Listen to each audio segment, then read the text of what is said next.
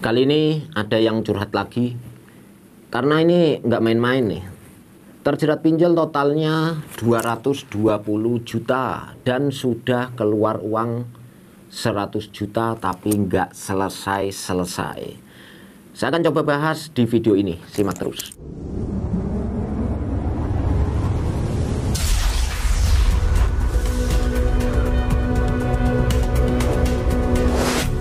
Assalamualaikum warahmatullahi wabarakatuh. Jumpa lagi di Wani Tangi Official. Bagaimana kabar teman-teman semuanya yang selalu mengikuti channel Wani Tangi ya? Saya selalu berharap dan saya selalu mendoakan buat teman-teman di luar sana dalam keadaan sehat walafiat, selalu dimudahkan rezekinya dan dilancarkan juga segala urusannya. Amin amin ya robbal alamin. Dan kali ini saya kembali lagi membahas terkait solusi penguatan mental dan langkah apa yang harus diambil ke depannya ketika sudah tidak mampu lagi membayar pinjaman online, padahal tunggakannya sangat banyak sekali ya.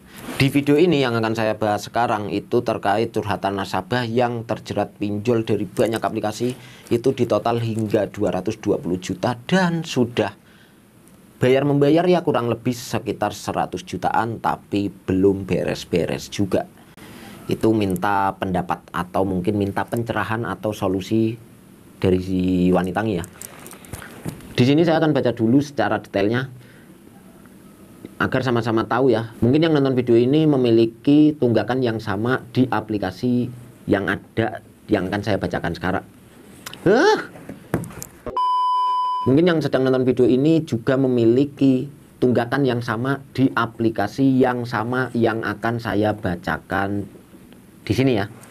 Halo, mau nanya, saya ada pinjaman di Julo, Kopi Susu, Yuk Cicil, Cairin, Dana Mudah, Kokes, Modal Nasional, Fast Credit, Sinar Rupiah, Surya Rupiah, Pinjam Yuk, Uangmi, Ivoji, Pinjam Duit, KTA Kilat, Kredivo, Ada Modal, Rupiah Cepat, Aku Laku, Es Pinjam, dan Es Pay Letter.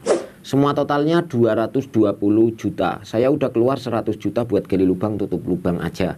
Sekarang saya udah nggak mampu bayar. Sarannya mana yang saya bisa skip dan mana yang harus saya bayar, yang mana aja ya? Kontak, KTP, alamat dan lain-lain saya asli semua. Saya sudah pasrah lah, sebar data, yang penting bebas dari pinjol-pinjol ini. Terima kasih. Di sini pertanyaannya terkait mana yang kira-kira bisa tidak dibayar atau di skip tadi ya, dan mana juga yang perlu dibayar atau didahulukan. Beliau mengatakan bahwasanya saya sudah pasrah dengan sebar data, yang penting saya bisa keluar atau bebas dari pinjol-pinjol ini gitu ya. Itu bagus sekali sih. Maksudnya ketika orang tersebut sudah menyadari bahwasanya oh, saya meleset dari tanggung jawab, saya harus menerima resiko yang ada, dan dia paham di situ ada beberapa aplikasi yang dia miliki itu aplikasi ilegal. Ilegal resikonya adalah sebar data, dan dia siap menerima konsekuensi itu, siap menerima resiko yang ada karena dia sendiri sudah merasa tidak sanggup lagi bayar aplikasi-aplikasi tersebut, khususnya yang ilegal ya, masalah sebar data tadi. Terus dia juga mengatakan bahwasanya yang mana yang harus didahulukan atau yang harus dibayar gitu ya. Saya bahas dulu terkait masalah yang mana dulu yang harus dibayar. Yang pasti itu gini, buat teman-teman yang memiliki aplikasi-aplikasi yang legal-legal, yang ada DC lapangannya, itu saran dari saya, itulah yang harus diutamakan ketika kalian memiliki uang untuk membayarnya. Dalam arti itu gini, jangan sampai kalian punya pikiran untuk hutang lagi di tempat lain hanya karena ingin membayar pinjol yang ada di lapangannya, kan gitu ya.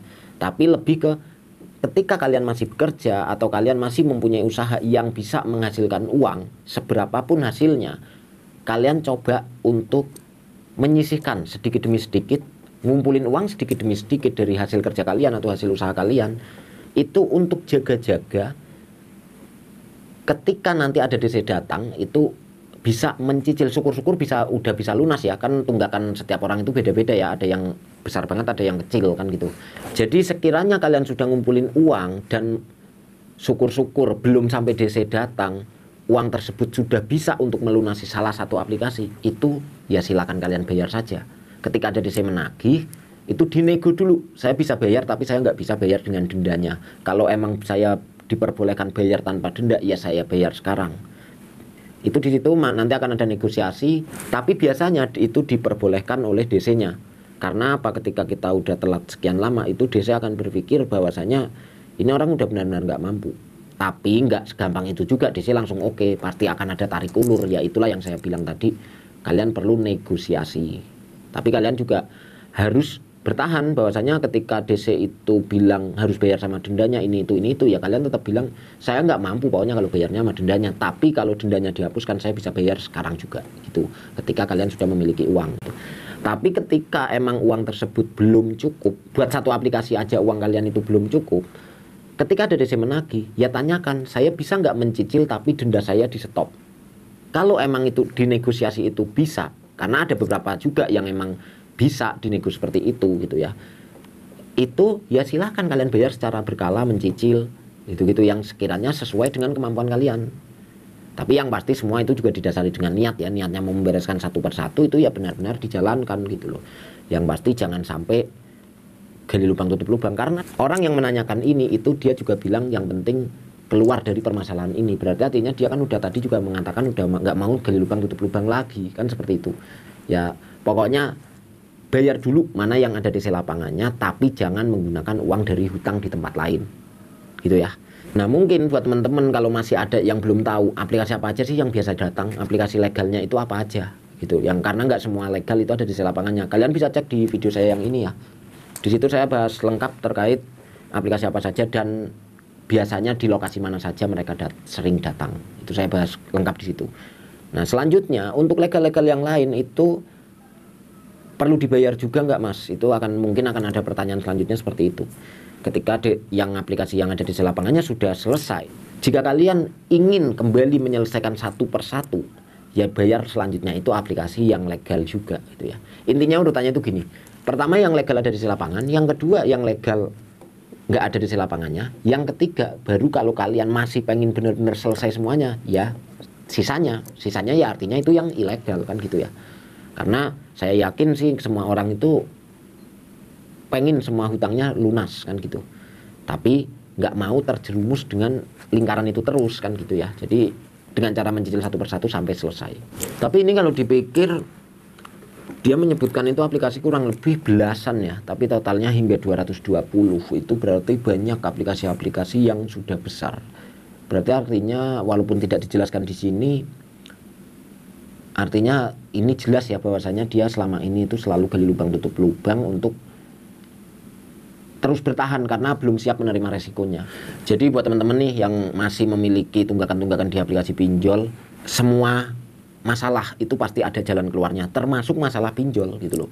Tinggal bagaimana kalian bisa nggak mencari informasi sebanyak-banyaknya terkait keluar dari masalah pinjol itu sendiri. Ketika orang lain bisa keluar dari permasalahan pinjol, harus berkata ke diri sendiri bahwasanya orang itu aja bisa, kenapa saya tidak kan gitu.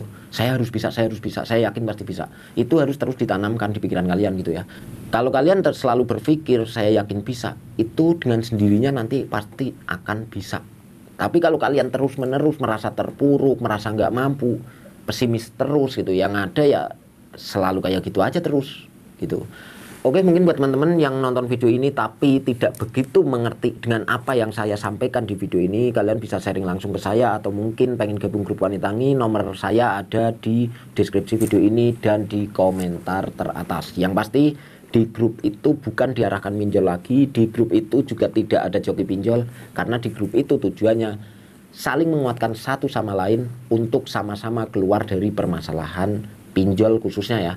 Dan buat teman-teman yang menurut kalian video saya ini ada manfaatnya, silahkan kalian like video ini dan share ke media sosial kalian. Dan buat teman-teman juga yang menurut kalian video ini tidak ada manfaatnya, silahkan kalian tulis di komentar kenapa video ini tidak ada manfaatnya. Oke, saya akhiri. Terima kasih. Bye. Wassalamualaikum warahmatullahi wabarakatuh.